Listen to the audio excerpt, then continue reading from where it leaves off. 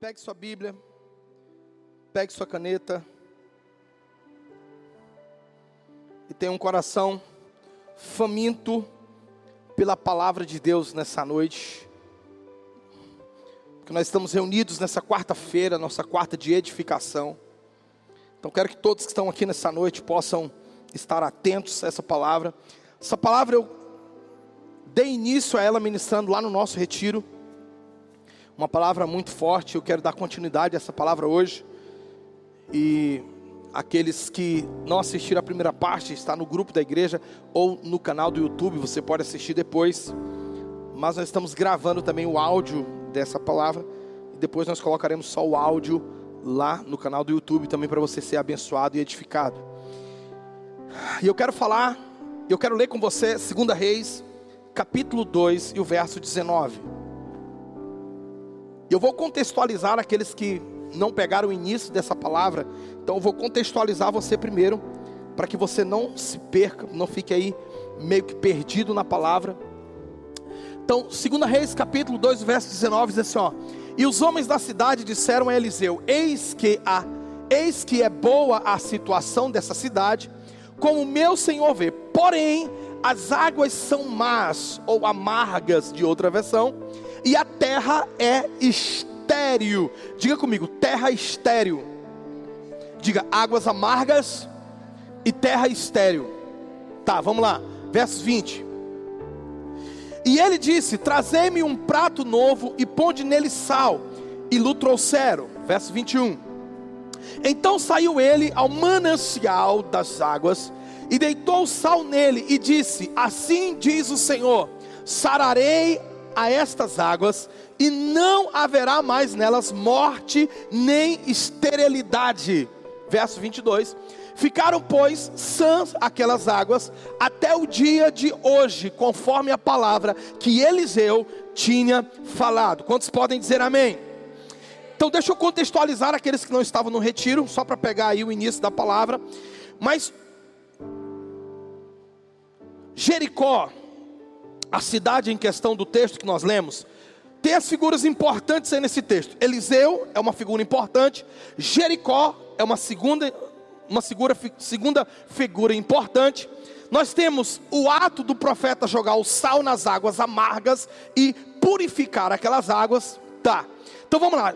Jericó ficava apenas a 8 quilômetros do Rio Jordão. O Rio Jordão é um rio importantíssimo em Israel. É um rio onde Jesus foi batizado, onde aconteceram alguns episódios bíblicos marcantes e impressionantes. E aqui eu quero só trazer um insight para você. Se você puder anotar, já vai anotando aí. Porque Jericó, nessa palavra, nos representa. Então Jericó representa a vida do homem sem Jesus. Jericó representa o quê? Tá, o ensaio foi bom. Jericó representa o quê? Isso, a vida do homem sem Jesus. É isso que Jericó representa. Então quero que você olhe para Jericó dessa maneira, nesse primeiro momento. Jericó representa a vida do homem sem Jesus. E como é a vida do homem sem Jesus? Amarga. Alô? Como é a vida do homem sem Jesus? Mal. Como é a vida do homem sem Jesus? Estéril. Como é a vida do homem sem Jesus? Não há prosperidade, não há frutificação. Alguém vive aqui nesse culto, irmão? Aleluia. Então Jericó nos representa antes de conhecermos a Cristo. Agora perceba o seguinte: Jericó estava do lado do Rio Jordão. Jericó estava numa geografia favorável. Jericó estava numa geografia legal, positiva. A versão da Bíblia Viva diz que a região era linda, a cidade era linda, tudo era belo, porém as águas eram amargas. Então escute, o que é que explica pessoas estarem num ambiente destrutivo? O que é que explica pessoas conviverem num ambiente negativo, num ambiente de total perdição, e ainda assim elas conseguirem dar bem na vida? É porque Jesus entrou naquela vida e curou aquela vida, sarou aquela vida e mudou completamente o destino daquela vida. Você está comigo aqui nessa noite? Só estou aquecendo as turbinas, amém? Agora, por que Jericó tinha águas amargas, pastor? Por que Jericó tinha águas amargas? Eu preciso correr nessa primeira parte, porque eu quero chegar na segunda parte da mensagem. Por que Jericó tinha águas amargas? Deixa eu contextualizar para você. Em 1 Reis, capítulo 16, o verso 34, diz que um rei chamado Riel, qual era o nome desse rei? Isso, participe comigo, Riel. Diz que o rei Riel, põe na versão da NVI, por favor. Diz que o rei Riel, ele reedificou Jericó. Mas olha comigo aí, ó. Lançou os alicerces à custa da vida do seu filho mais velho. O que aconteceu com ele? Lançou os fundamentos, os alicerces da reconstrução de Jericó, à custa da vida do seu filho. Vamos lá. E instalou as suas portas à custa da vida do seu filho mais novo. Tá, deixa eu te contextualizar. Havia uma maldição decretada por Josué, que aquele que reedificasse Jericó perderia a vida dos seus 2 filhos. Você está comigo aqui? Então esse rei chamado Riel, à custa da vida dos filhos, pagou um alto preço para reconstruir a cidade. Querido, pensa comigo. A dor de um pai perder um filho. Então a primeira coisa que se faz numa construção são os alicerces. Você está comigo aqui? A primeira coisa que faz numa construção é a fundação, que nós chamamos de alicerce. Então desde o início daquela obra, e num processo estrutural, uma das últimas coisas que vai se colocar na construção das cidades daquela época eram as portas. Então pega comigo aí, querido, do início da obra até o seu encerramento, até o seu final, Jericó foi reconstruída à base de amargura, à base de dor, à base de choro. Porque um pai perder um filho e não chorar, isso não existe. Um pai perder um filho e não ficar amargurado, isso não existe. Eu sei o que eu estou dizendo porque nós já perdemos filhos biológicos, eu estou falando. Para aqueles que não sabem, nós perdemos a primeira filha, Júlia. Nós perdemos a segunda gestação, que era trigêmeos. Nós perdemos a terceira gestação, que era gêmeos de novo. Então eu sei o que é a dor de perder filhos. E esse rei chamado Riel, ele reconstruiu Jericó à base de dor, de lágrima, de destruição emocional. Alguém já está pegando um insight aqui comigo, amém? Então o que aconteceu, querido? A cidade se tornou amarga, porque ela foi reconstruída em amargura. Está comigo? Ei, deixa eu te fazer uma pergunta para você, querido. O que você está edificando à custa de amargura? O que você está construindo à custa de muita dor, mas não uma dor de esforço, ou uma dor de um trabalho requerido, mas dores emocionais por perdas. Isso vai se transformar futuramente em uma destruição. Jericó foi reconstruída à base de dor, à base de lágrimas. Alô, está comigo? Vamos continuar?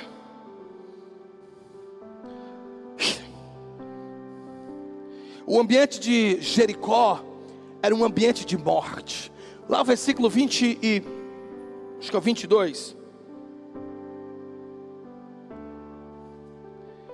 Acho que é o versículo 22. Põe para mim na tela o versículo 22. Mas os seguidores de...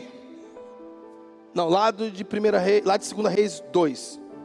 2 Reis 2, versículo 22. Lá o texto base. Põe para mim. 2 Reis 2, 21, perdão. 2 Reis 2, 21.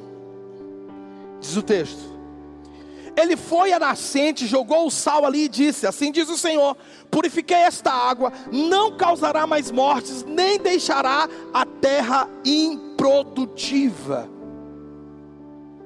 Escuta, essa palavra morte, ou improdutiva ali, é profunda, porque ela nos fala, ela nos descreve, querido, aborto. Na Bíblia, na nova tradução de hoje, ela diz que era um lugar de aborto. comigo aqui. Na versão viva da Bíblia, linguagem viva, diz que a cidade era linda, a cidade era bela, porém as águas, toda mulher que bebia das águas de Jericó, ela abortava. Você está pegando comigo aí? Jericó estava num ciclo repetitivo de maldições. Jericó não apenas estava debaixo de uma maldição proferida por Josué, mas Jericó estava num ciclo de maldições. Diga comigo, ciclo de maldições. E o que é isso, pastor? São maldições que vão se repetindo, se repetindo, se repetindo e se repetindo. Quantas pessoas nós conhecemos e já ministramos que estão debaixo de um ciclo de maldição, e a sua vida não anda, a sua vida não prospera, são amargas, porque elas estão vivendo ciclos de maldição. Mas no nome poderoso de Jesus, nessa noite, nesse culto, eu quero profetizar que todo ciclo de maldição vai ser quebrado e rompido na vida daqueles que ainda têm esses ciclos de maldição, e você vai avançar, você vai prosperar. Quantos podem dizer amém? O que uma criança traz para uma casa, gente? Alegria, barulho, porque a vida. Como é uma casa sem criança? Silêncio, sim ou não? E como é uma casa com criança? É barulho. Há uma expressão de vida ali. Então Jericó não tinha expressão de vida. Jericó não tinha expressão de alegria. Jericó não tinha crianças correndo de um lado para o outro. Jericó era uma cidade que não tinha jovens, era uma cidade que não tinha crianças. E eu presumo isso, a Bíblia não diz, mas eu presumo isso, porque se as mulheres abortavam seus filhos, se as mulheres não davam prosseguimento nas suas gestações, então o que acontecia? Era uma cidade que não tinha expressão de alegria. Alô? Irmãos, a nossa vida antes de Jesus é essa Jericó. Não há barulho de alegria, não há expressão de alegria. Os jovens representam força, os jovens representam vigor, os jovens representam intrepidez. Então quantas vezes a nossa vida está sem vigor? A vida do homem sem Jesus é uma vida sem expressões de alegria. Quantos estão entendendo isso comigo aqui nessa noite? Então os homens daquela cidade, eles foram até Eliseu, até o profeta. Diga comigo, profeta. Diga comigo, profeta. E eles disseram assim, na versão da Bíblia, eu acho que é da Viva ou é da NTLH, não lembro agora. Eles disseram assim: Eliseu, nós temos um problema, e você precisa resolver esse problema. Então Eliseu, cheio do Espírito Santo, disse: tragam para mim uma vasilha nova. Diga após mim, vasilha nova. Diga, vasilha nova. Então Eliseu disse: traga uma vasilha nova e pão de sal. Diga comigo, sal. Então o que o profeta fez, gente? Ele foi à nascente. Diga nascente. Não vou deixar você dormir hoje não, diga nascente. Ele foi à nascente, nascente ou fonte para algumas traduções. E o que isso significa? Origem. Diga comigo, origem. Vamos lá, diga origem. Então o profeta foi à origem do problema. Tem alguém vivo aqui nesse culto? O profeta foi à origem do problema. E o que o profeta fez? Ele jogou sal na origem do problema. Está comigo? Ei, irmão, deixa eu dizer uma coisa para você. Eliseu representa Jesus. Quem que Eliseu representa? Jesus. O que Jesus fez, irmãos? Jesus trouxe o sal. O que o sal representa? As boas novas de salvação. Quantos estão entendendo comigo? O que Jesus fez? Jesus trouxe a nós as boas novas de salvação. O perdido agora foi encontrado, o amargurado agora foi visitado com alegria, o doente foi curado de sua enfermidade, o oprimido recebeu fontes, rios de alegria, porque a salvação chegou até nós. E quem trouxe? O profeta Jesus. Mas aqui fica uma indagação para nós. Se você quer assistir toda essa pregação na íntegra, aqui eu estou só pincelando algumas coisas. Lá no canal do YouTube ela está na íntegra, essa palavra. E aqui fica uma indagação para mim. Qual é a origem da sua amargura? Por que você se tornou uma pessoa amarga? Por que você se tornou uma pessoa ferida? Você que está ouvindo essa palavra agora pelo YouTube, pela rede social, você que vai ouvir essa palavra depois, eu pergunto: o que te tornou amargo? O que te tornou amarga? Qual é a origem da sua amargura? Qual é a origem da sua maldição? Talvez é uma palavra que um pai lançou, uma palavra maldita dizendo: olha, você não vai ser ninguém na vida, você não vai prosperar, você não vai crescer, você não vai casar, você não vai conseguir riquezas, você não vai conseguir isso, você não vai conseguir aquilo. Talvez essa foi a origem da sua amargura. Talvez a separação dos teus pais é a origem da sua dor, é a origem da sua amargura. Talvez um episódio lá na infância é a origem da sua amargura. Mas eu tenho uma palavra de Deus para você nessa noite. O profeta Jesus está na casa e ele trouxe boas novas para você. Ele vai curar as tuas fontes, ele vai sarar a tua dor, ele vai arrancar essa amargura hoje de uma vez por toda. Quem está entendendo diz amém. Aleluia. Você precisa deixar Jesus ministrar ao seu coração. Só Jesus pode trazer as boas novas de salvação. Jericó era uma cidade escassa. Havia escassez em Jericó. Volta lá o texto para mim, do versículo 21. Aleluia. A profecia disse: purifiquei esta água, não causará mais mortes, não causará mais aborto, nem deixará a terra improdutiva. Sabe o que estava provocando a esterilidade daquela terra? É porque havia amargura naquela terra. Jericó representa quem? A vida do homem sem Jesus. Jericó, reconstruída por Riel, representa a vida do homem em maldição. A Jericó reconstruída por Riel representa a vida do homem em depressão, em ansiedade, em tristeza profunda, com mágoas profundas, com falta de perdão. Você está entendendo comigo? Até que o profeta chegou em Jericó. E quando o profeta chegou em Jericó, então ele mudou completamente a realidade daquela cidade. Quantos já foram visitados pelo profeta Jesus aqui? Ele mudou a sua realidade. Jericó era escassa, era improdutiva.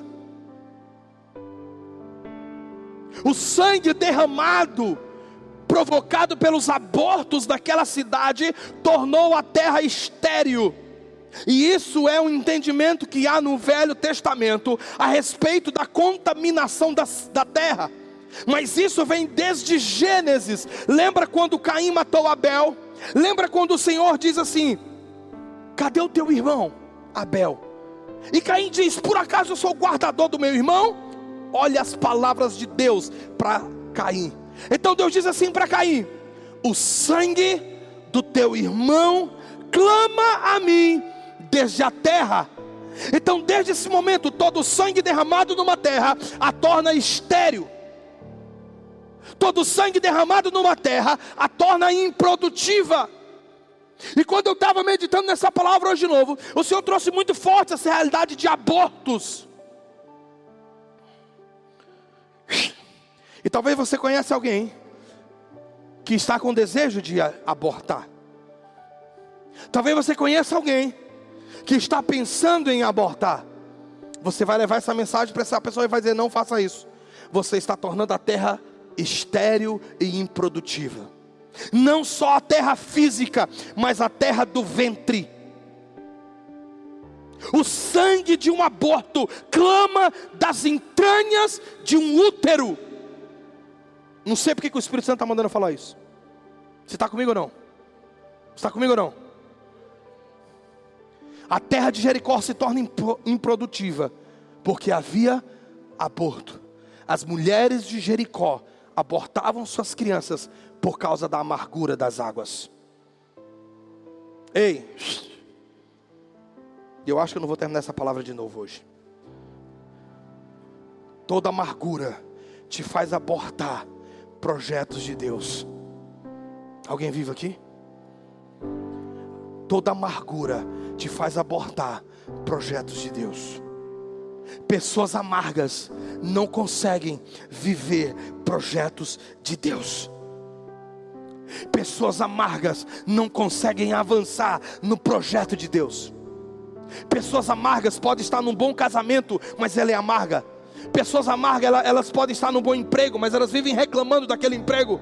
Pessoas amargas, elas podem ter bons filhos, um bom marido, uma boa esposa, mas eles não conseguem enxergar isso, e eles vivem a todo tempo reclamando dessa realidade. O problema não está no externo, o problema é interno. É porque existem realidades dentro dessa pessoa que ainda não foram curadas, não foram visitadas pelo profeta Jesus. Mas essa é uma palavra de cura, e eu oro para você que está aqui presencial, e eu oro por aqueles que vão ouvir essa palavra depois no YouTube. Receba cura nas tuas fontes, que o profeta Jesus visite o teu manancial nessa noite, e ele cure você. Ei, alguém vive aqui nesse culto? Ramanarabase, Ramanarase, Shoreganamarabassoro Contoroboche. Muitas pessoas são amargas porque não tiveram um pai que lhe reafirmaram. Muitas pessoas são amargas porque não tiveram uma mãe que lhe reafirmaram. Cresceram numa família disfuncional, e hoje existem feridas e cicatrizes profundas. Mas hoje é uma noite de cura para a tua alma, diz o Senhor dos Exércitos.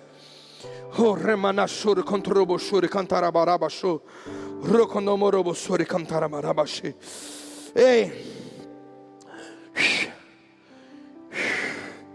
sabe por que Jericó se tornou amarga? Porque a ordem do Senhor é para que Jericó fosse destruída e nunca mais fosse reedificada.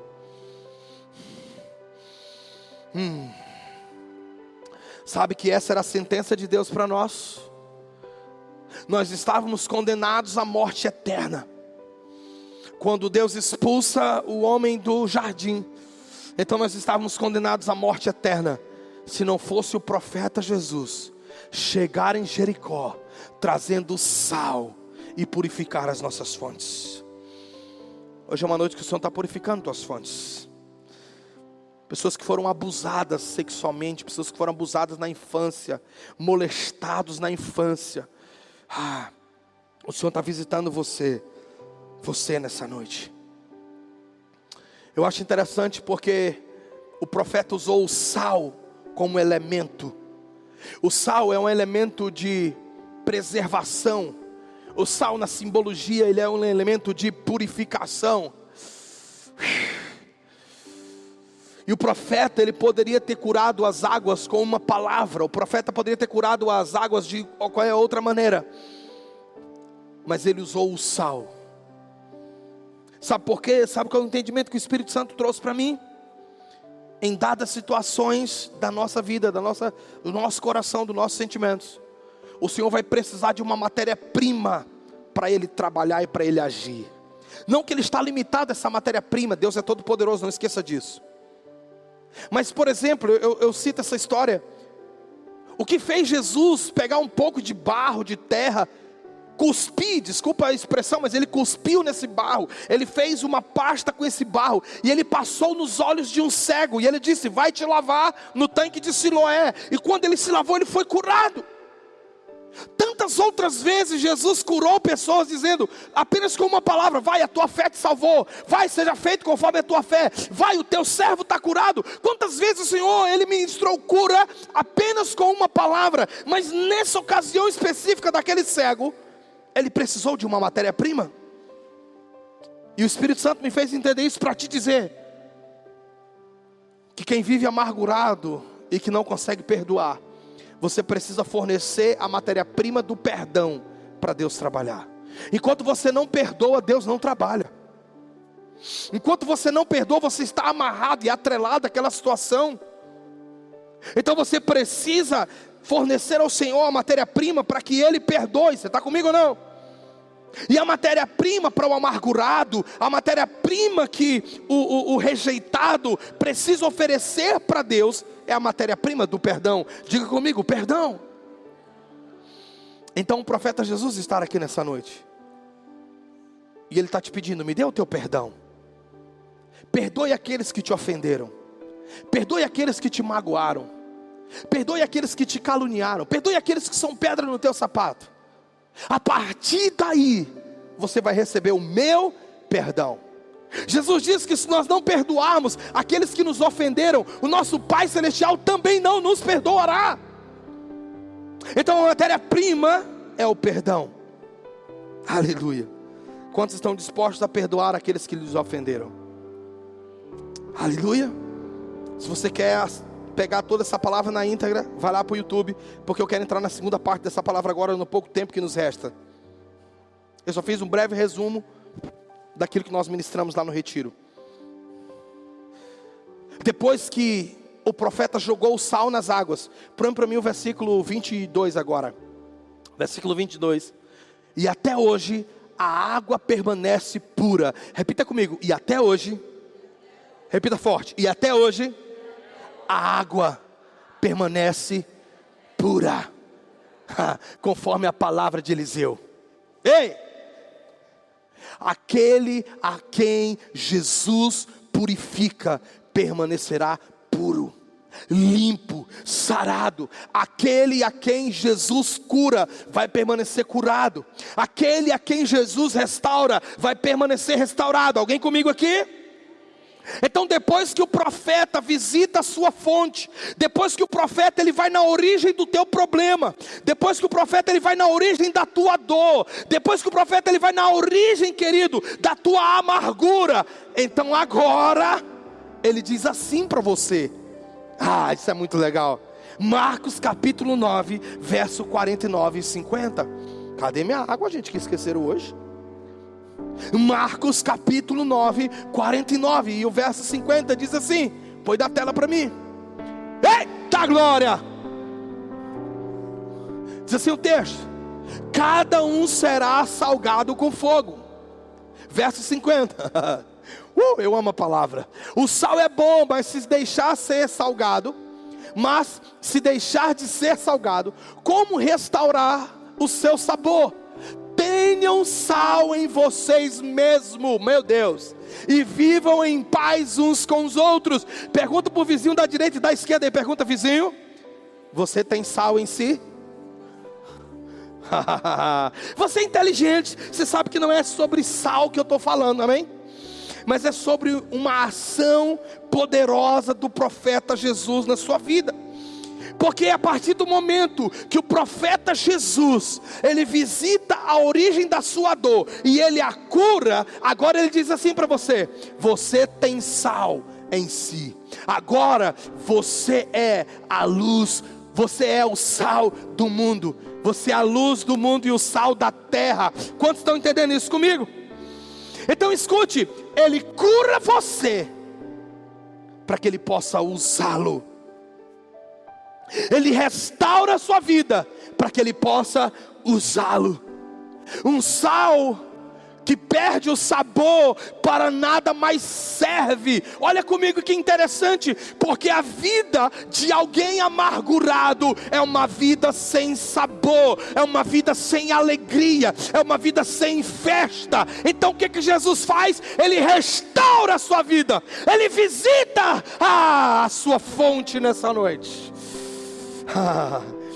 E ele diz: agora você é o sal do mundo. Vira para o seu vizinho e diga: vizinho, depois que o profeta Jesus curou as tuas fontes, ele te transformou no sal da terra. Que legal. Eu poderia encerrar aqui, irmãos, mas eu quero conversar um pouquinho mais com você. Interessante, volta no versículo 49 para mim, Gabi. Ele diz assim: olha, cada um será salgado com fogo. Onde já se viu salgar com fogo? Sal tem fogo? Segundo o comentarista Wiersbe, ele diz que cada cristão, cada um do povo de Deus, deve ser salgado com fogo, ou seja, sofrer perseguições. E isso é um mistério, porque essa é uma maneira que Jesus nos cura. Está comigo aqui, irmão?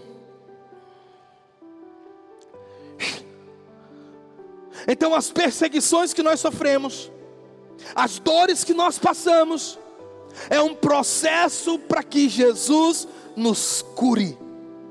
Nada, absolutamente nada na minha e na sua vida fugiu do controle de Deus. E tudo isso faz parte de um processo de cura. Para quê? Para que Ele use a sua dor e a minha dor para curar a outros. Eu lembro que quando eu estava na UTI, recuperando do acidente, no leito da frente, eu lá todo quebrado, todo arrebentado, no leito da frente, tinha um rapaz chamado George. O George, ele vinha da região ali de São Mateus para São Luís, quando ele sofreu um acidente. Alguns minutos antes, o George, ele estava no banco do carona do carro, e ele declinou todo o banco para dormir. Então ele estava dormindo com o banco todo declinado. Na hora do acidente foi tão brutal, eles estavam num Celta, foi tão brutal esse acidente, que a parte de cima, o teto do carro, foi totalmente cortada no acidente. Todos morreram. Quem sobreviveu? O George. Então o George foi parar no mesmo quarto que eu, e ele estava na cama da minha frente. O que eu fiz para o George? Preguei para ele. Eu disse: Jorge, se Deus poupou a tua vida, cara, Ele tem um plano.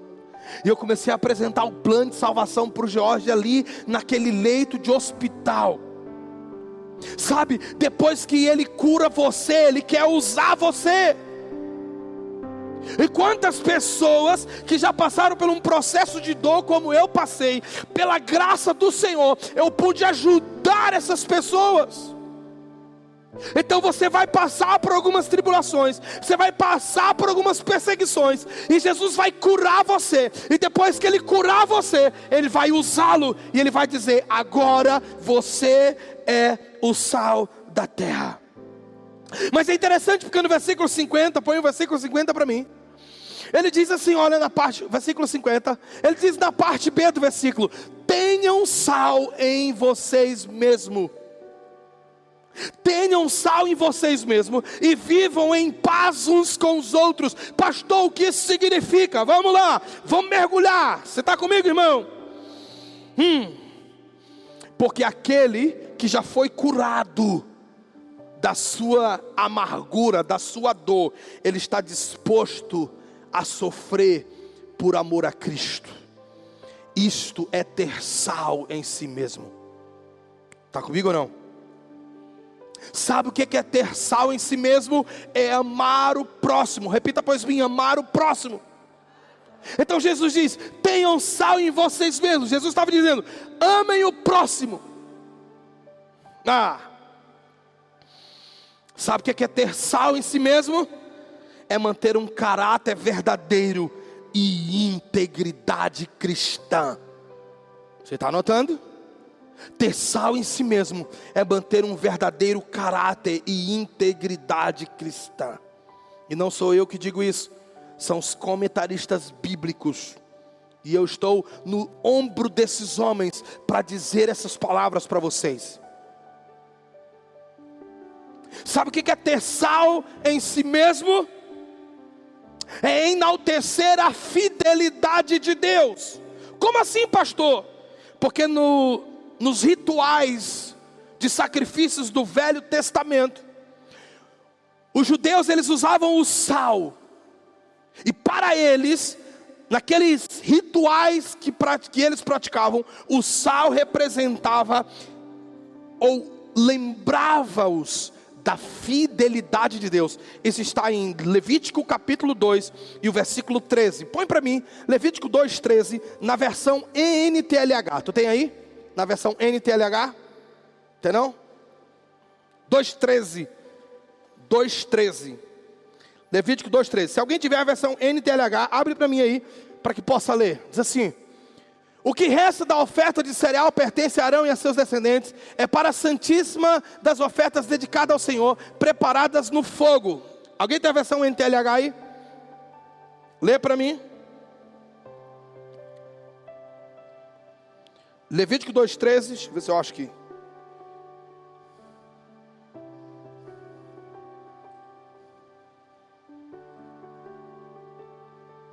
Diz assim, ó: tempere com sal todas as ofertas de cereais, pois o sal representa a aliança que Deus fez com seu povo. Toda oferta de cereais deverá ser temperada com sal. O que é que o sal representava para eles? A aliança, a fidelidade de Deus. Então, quem era alguém que tem sal em si mesmo, pastor Bruno? É aquele que é fiel.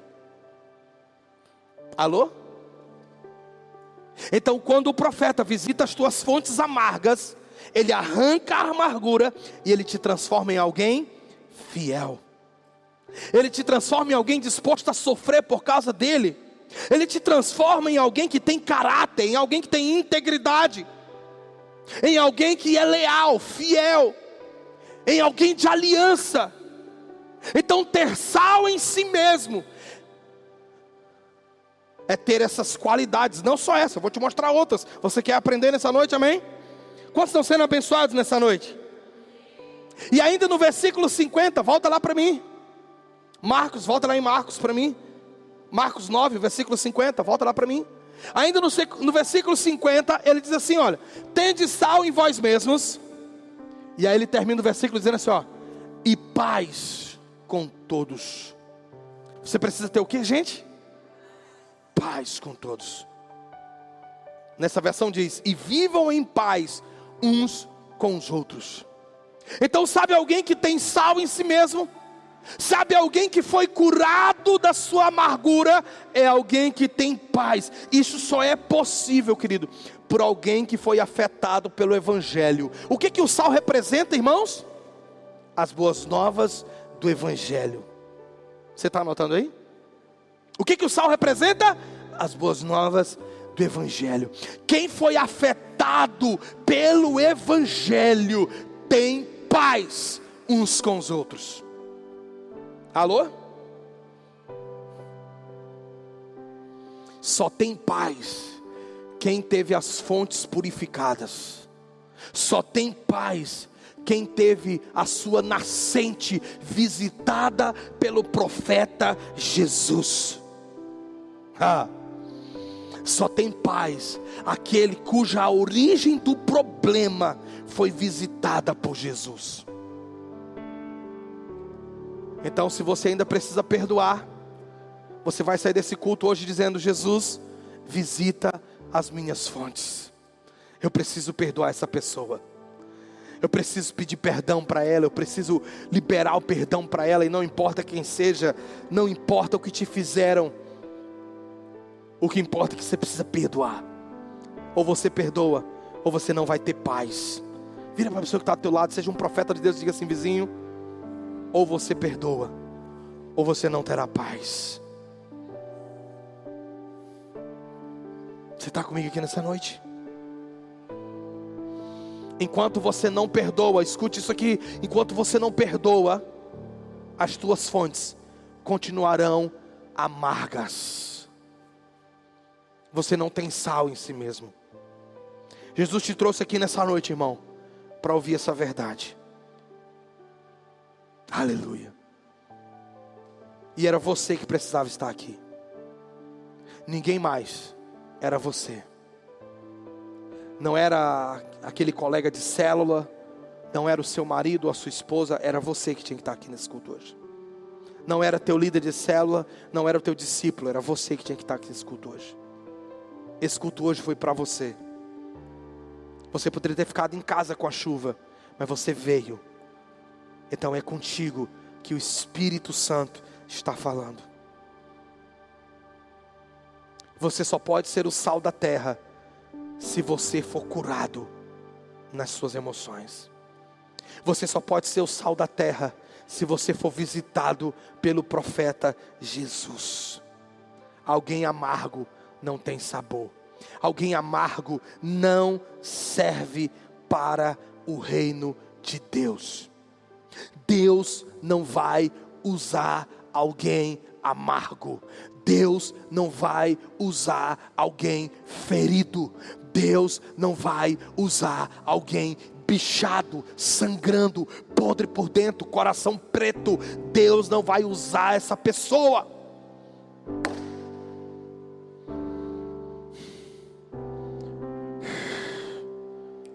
Você sente a presença dele aqui? Ele está aqui. Sabe, e quando o Senhor me manda pregar, irmão, pode ter 100.000 pessoas ou pode ter 10 pessoas, eu vou pregar do mesmo jeito. Você se deu conta disso? Para mim não tem diferença se a igreja está lotada ou se tem 30 pessoas. Não faz diferença. Eu falo o que Ele manda falar. Está comigo aqui? Então alguém amargo, ele precisa curar primeiro. Ele cura, e depois que ele cura as fontes, agora ele usa essa pessoa. Deus quer te usar, mas Ele não te usará sem primeiro curar as suas fontes. Vamos ver outros textos que nos ajudam a entender mais a respeito disso. Em 2 Coríntios capítulo 13, o verso 11, o apóstolo Paulo, ele nos ensina, em alguns textos, Paulo nos ajuda a entender o que é ter as fontes curadas. Aliás, o tema dessa palavra é fontes curadas, fontes saradas. Em 2 Coríntios capítulo 2, o verso 13 diz assim: sem mais, irmãos, despeço-me de vocês, procurem aperfeiçoar-se, exortem-se mutuamente, tenham um só pensamento, vivam em paz, e o Deus de amor e paz estará com vocês. Essa é a característica de alguém que tem paz. Põe na versão ACF para mim. Deixa eu ler em outra versão para vocês. Quanto ao mais, irmãos, regozijai-vos. Outra tradução diz: alegrai-vos. Sede perfeitos, sede consolados, sede um mesmo parecer, vivam em paz, e o Deus de amor e de paz será convosco. Essa é a característica de alguém que foi afetado pelo Evangelho. Essa é a característica de alguém que foi tocado e modelado pelo Evangelho. Ela é alegre, ela regozija, ela busca perfeição. E perfeição aqui, irmãos, não é ser sem defeito. Outro dia eu prego para você sobre isso. Mas perfeição é não cometer os mesmos erros do passado. Se no passado você mentia e agora você deixou de mentir, você está sendo aperfeiçoado.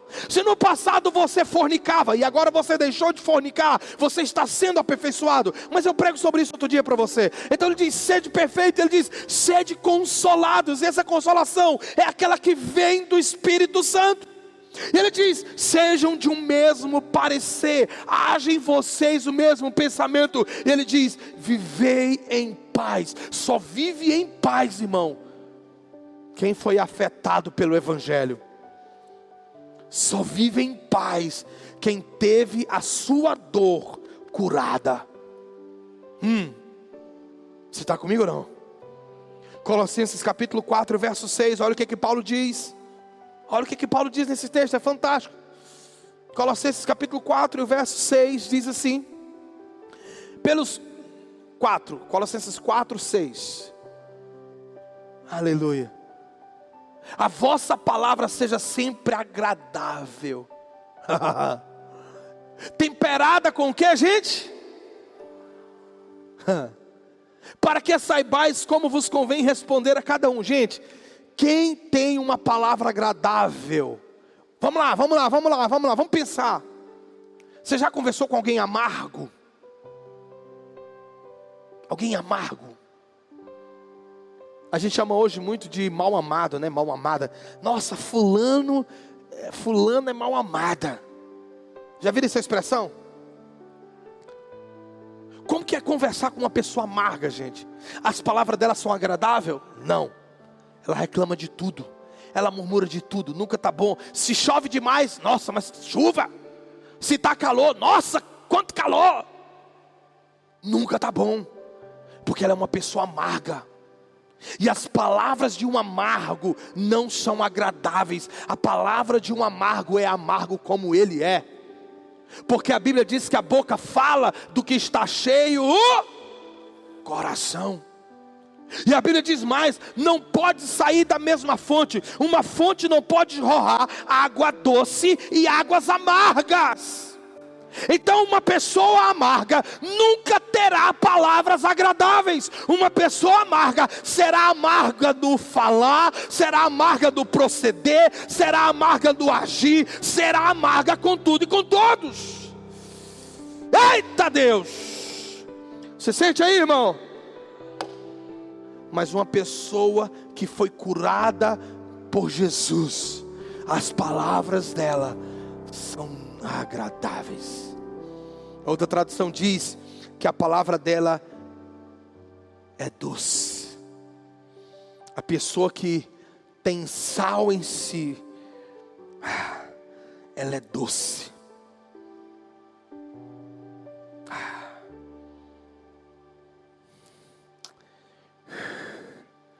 Oh Espírito Santo, visite as nossas fontes nessa noite.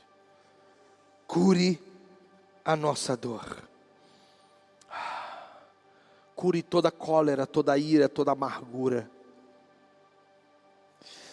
Efésios capítulo 4, versículo 31. Eu já vou aqui correr um pouco mais para terminar. Efésios capítulo 4, versículo 31 a 32. Abra comigo. Efésios 4, do versículo 31 e o 32 diz assim: abandone o quê?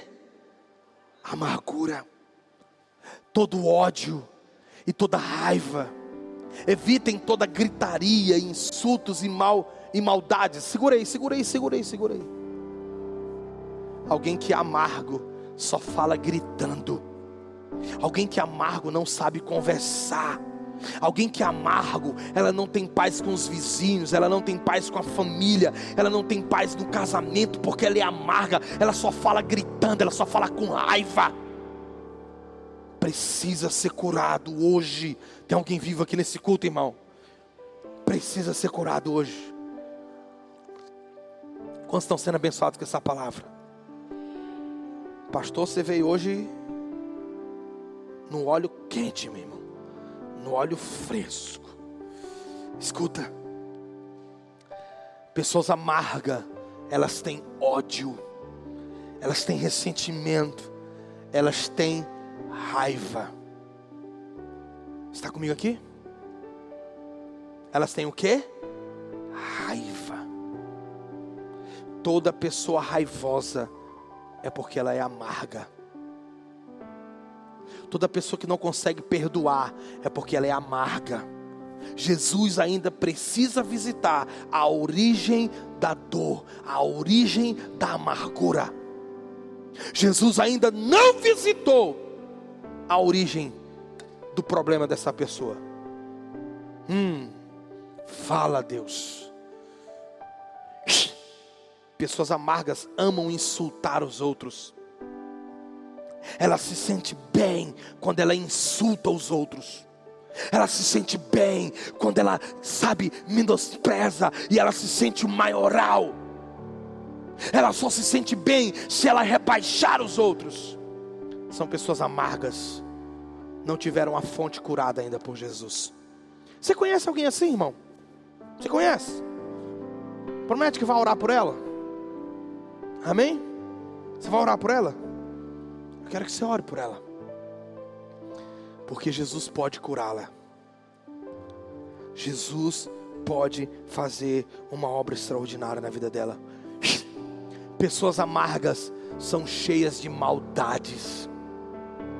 Elas veem maldade em tudo. Elas veem maldade em tudo. Pessoas amargas não conseguem confiar nas outras, porque elas veem maldade em todo mundo. Pessoas amargas não sabem brincar, porque uma brincadeira para ela leva a sério. Ela toma como, na verdade, na real, na moral. elas não sabem brincar porque são amargas. Alô? Alô? Graças a Deus não tem ninguém amargo entre nós, amém? Você já é cheio do Espírito Santo. E o Espírito Santo é doce. Ele é suave. Mas existem pessoas amargas, irmãos, que elas veem maldade em tudo. Elas conseguem ver maldade numa criança. Elas conseguem ver maldade em qualquer um. Até no pai, da mãe, no marido, na esposa. Porque é amarga. Jesus precisa fazer algo por você, querido. Querida, Jesus precisa fazer algo por você urgente. Ou você vai ter um infarto. Teu coração não vai aguentar de tanta amargura e tanta pressão. Alguém vive nesse culto? Vai para o versículo 32. Meu Deus. Em vez disso, sejam bondosos uns com os outros, compassivos, perdoando-se mutuamente, assim como Deus os perdoou.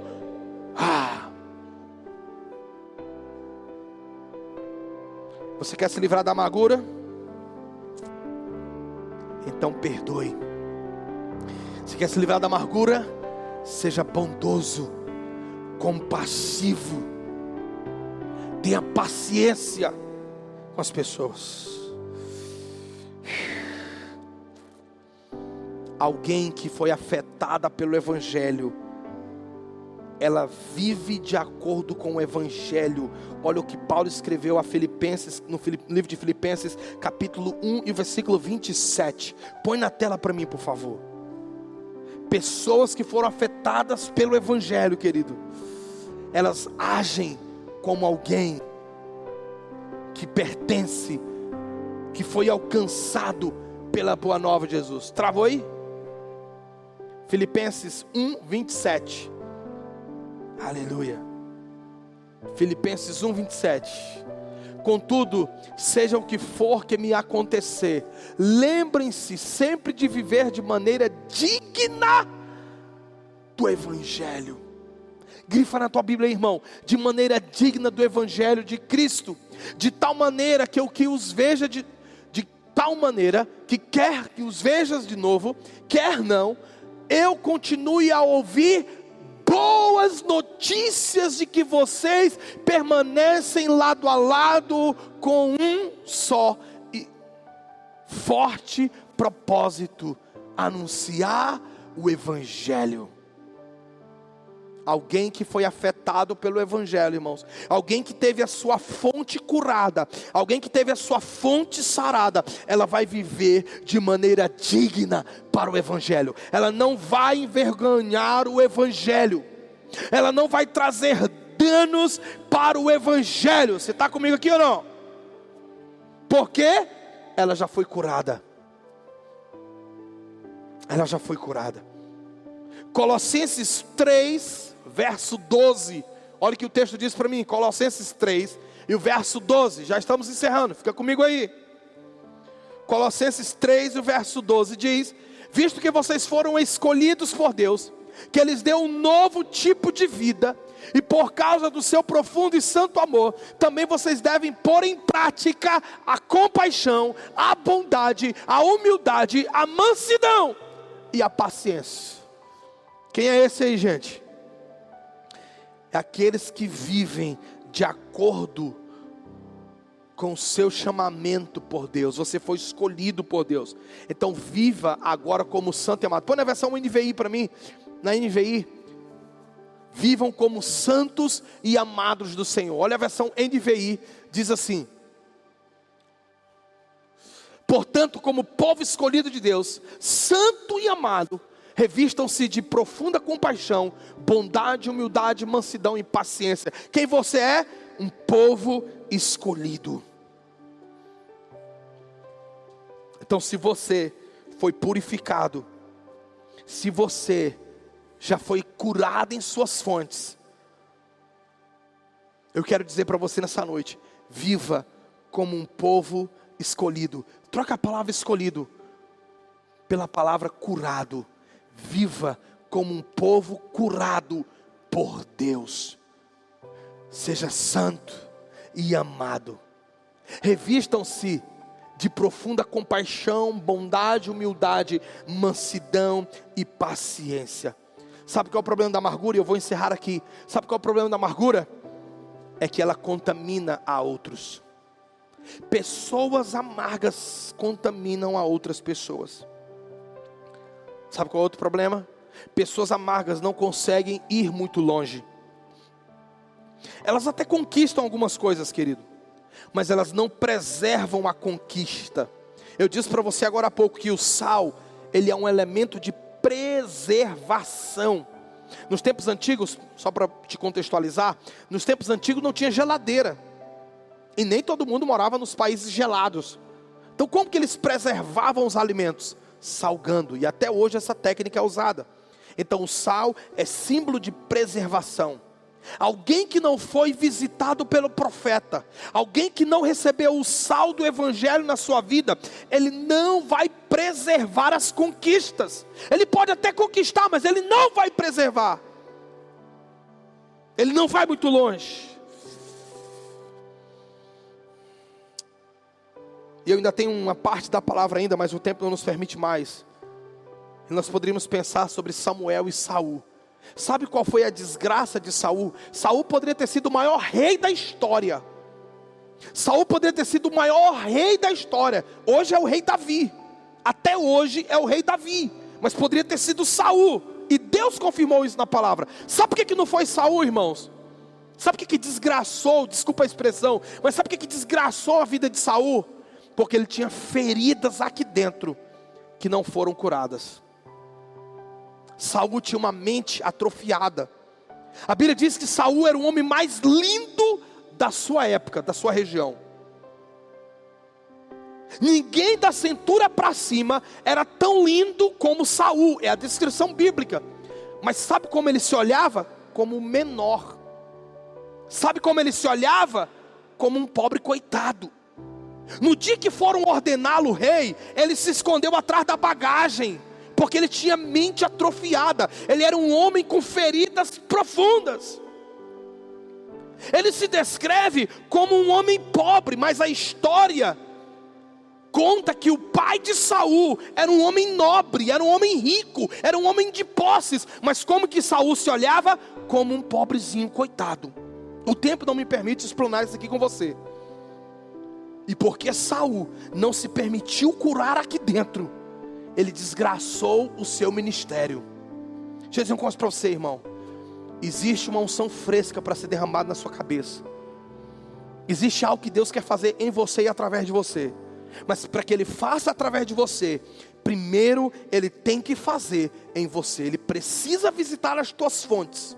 Ele precisa visitar a origem da sua dor. Você precisa escancarar o coração para Ele dizer: Senhor, me cura.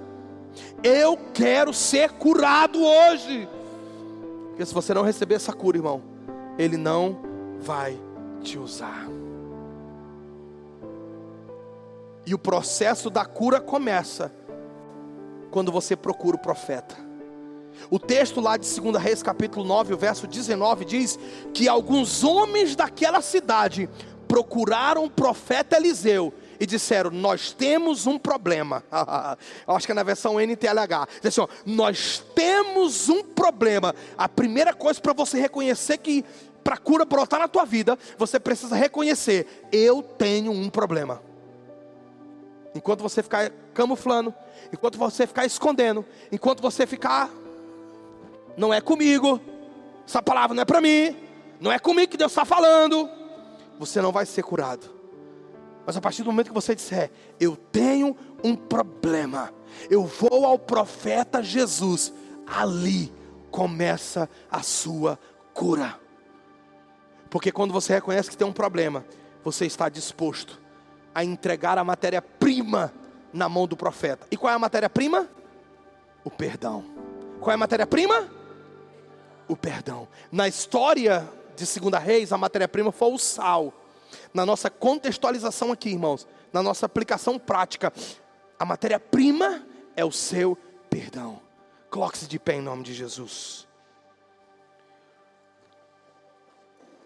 Aleluia. Se você quiser vir aqui à frente, se você quiser se ajoelhar aqui na frente, eu não sei o que você vai fazer. Mas nós vamos liberar uma canção aqui nessa noite. Oh, Ramanaramas.